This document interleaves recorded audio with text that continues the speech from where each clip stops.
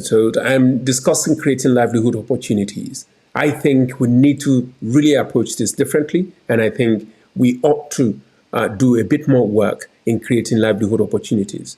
So I'm going to rush through some steps that I think we ought to follow. The very first thing is that we typically approach this from a supply side, meaning that we're creating skills within these communities in the hope that these people that we have created, or these providers of services and products that we have created, will then develop this into viable businesses. But I think we ought to really approach it from a demand side. And what do I mean by that? I mean, if you're creating a livelihood opportunity, it's worth considering assessing the product and services that people in that community are struggling to access.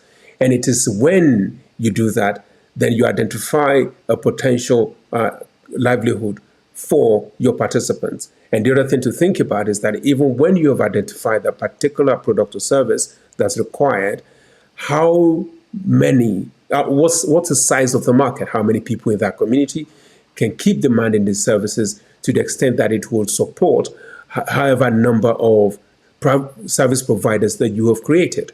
So you need to think in terms of the size of the market and how many providers will be able to provide the service and earn enough income to sustain themselves. The other thing that you need to think about is the cost of delivery of that service or product.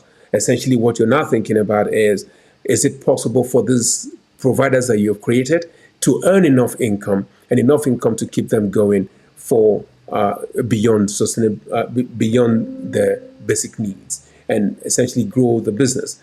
The length of time to acquire the skills, this relates more to the mandate of your program and the time that you have within your program. Do you have enough time to chaperone people through skill acquisition and creating a business around the skill that you've given them, and creating a sustainable path to growth? The other thing that you really need to think about is the resources and the time that your program has got. Do you have enough time to see your participants through the skill acquisition, especially skill acquisition to the extent that they will be able to provide quality services that people will be demanding in that community? Because very often when you do 3 months training, it's not in enough depth to support the quality that people potentially would demand in that community.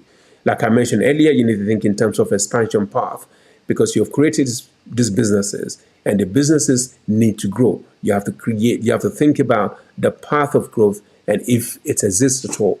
So that will help you in the selecting of the services or the service or the skills that you think you ought to train people on.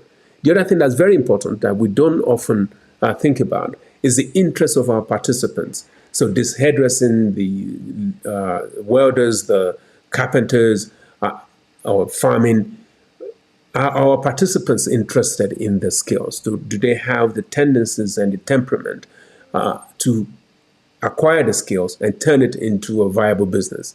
So these are the things that I think we ought to think about when we're doing livelihood, or when we're creating livelihood opportunities for our participants. I know this video is going a bit longer than usual. There's a lot more that can be discussed in this subject. So please leave your comment in the section below, and see you next time. Bye-bye.